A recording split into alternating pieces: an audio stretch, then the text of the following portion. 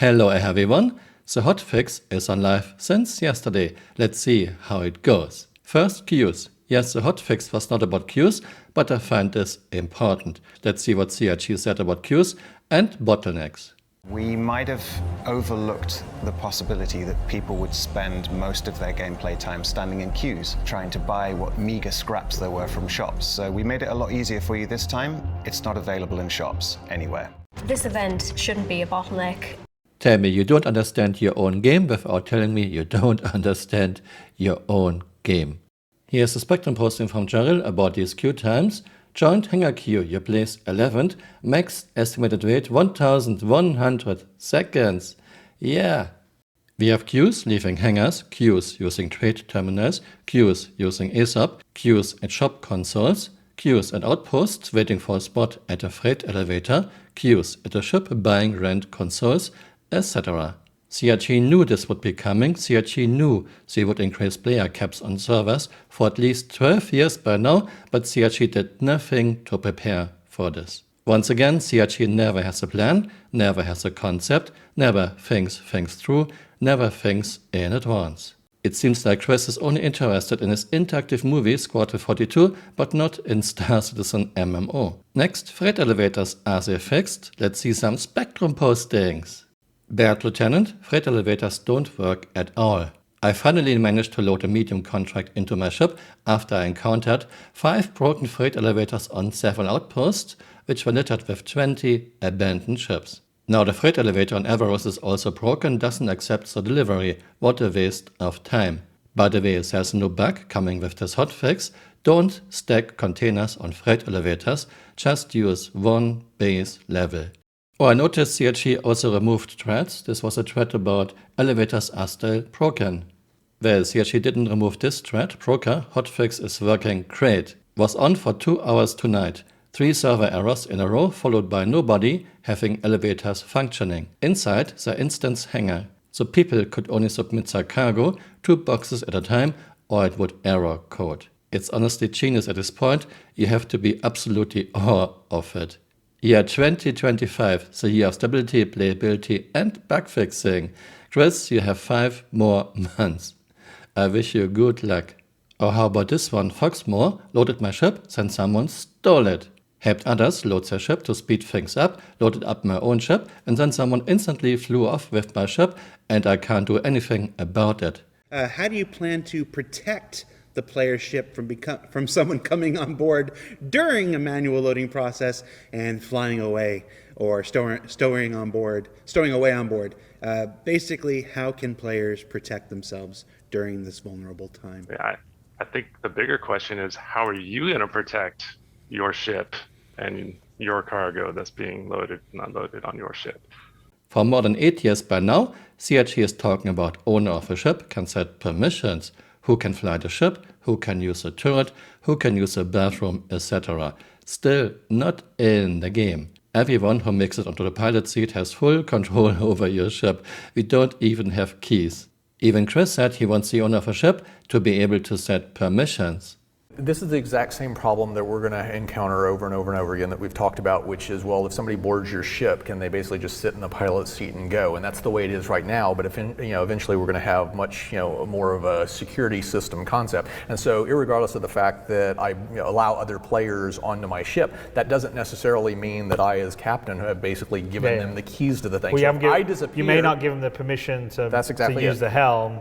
They may have the permission to walk all around or use turrets or whatever, but and so I could see they may not have the keys to the ignition. Yeah, I can see the captain, the owner of the ship, basically designating who can do what. In other words, if I'm disconnected, then my navigator, whether it's an NPC or a player, can basically assume control of piloting the craft. But I, in advance, basically said how I want the ship to, how I want the crew of the ship to be able to respond in this particular scenario. Repnir, the worst version of the game, even worse than 3.18, event in pictures. Yeah, even if freight elevators would work flawlessly, there are still queues at outposts and abandoned ships. You only have 1 or 2 freight elevators at an outpost.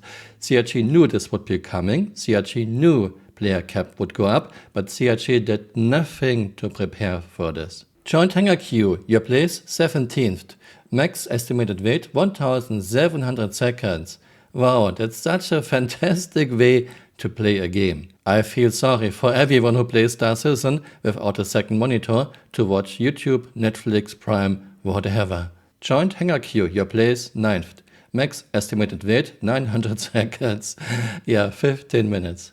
And of course, people stealing boxes because there's no ownership, there's no consequence for doing this in the game. And lots of server errors, 2 to 5 minutes wait each time. I would like to point out, not everyone has problems with freight elevators. Usually, after a hotfix or new patch, things work better for a bit, but they degrade quickly. Some people are lucky and get on a server shard that does a better job than other server shards, at least for a while. However, for most people, freight elevators still don't work reliably enough, which is not a surprise. Benoit said in a Star Citizen Live in February 2025, they have to completely rewrite elevator and etc code. It is old code, the people who worked on this are not with CIT anymore, and it's not compatible with server meshing, which I find strange because elevators never worked reliably even before server meshing. Are there things that we want to address for quality of life, or things we could do in the game to make the gameplay right now feel better? Because ultimately, the amount of functionality that we have actually in the game right now, if it all works together and works well, is more than a lot of release games. Sea of Thieves just came out, and we have like more variety of missions, hell of a lot more ships, a bunch more stuff that you can do, and a lot more area to play in. Are you sure, Chris? Do you really think your game in 2018 was better than release games? Do you think it is now? Is this what happens when you, Chris, remove people who know what they are doing and have their own opinion and replace them with spineless yes men like Richard Tyra? Do you think, Chris, you have everything under control, you do everything right because 2025 is your best year in funding so far? Your tech debt is enormous, Chris. After 13 years and $1 billion in funding, we still don't even have 5% of the stretch goals. You don't have a game, you have a tech demo, Chris. I would like to remind everyone again, Polygon, Chris Roberts interview, March 2015. If the money stopped today, 2015, would you be able to get all of the things out that you promised? Absolutely, says Roberts, creator of Wing Commander and freelancer. By the end of this year, 2015, backers will have everything they originally pledged for, plus a lot more, Roberts says. But of course, our intention is that it's a much bigger, more expensive future game than I ever considered we could do. Let this sink in, 10 years later we don't even have 5% of the stretch goals. There is no game yet, just a tech demo. I want Star Citizen to become a fantastic game and a huge success, but I have no hope left with Chris and CRG's top management. I advise everyone again to stop throwing money into this fire until we see real improvements. Thanks for watching and see you next time. Bye. Auf Wiedersehen.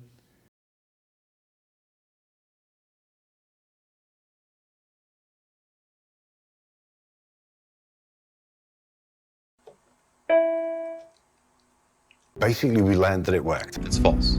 No way. Not this time. Went surprisingly well for us. Yeah, it was great fun. Not this time. No, not this time. It worked. Wrong. Yeah, the technology was working kind of as we expected. It's totally made up. Pure fiction. We were surprised that the game code worked as well as it did. It's fiction. It's fiction. Yeah, and it actually works. It's a total fabrication. It never happened. And watching it all largely work. It never happened. It's false. And things seem to be working very, very well. It never happened. It's a fake. That worked so well. It's fiction. It's an urban legend that never happened. Has there ever been a point in the last 5 years where you lost faith? No. Really? No, yeah, no. No way. We got you. Not a chance. But by and large, we're really impressed with the maturity of the tech so early on. It's fiction. We made up this one. We made it up.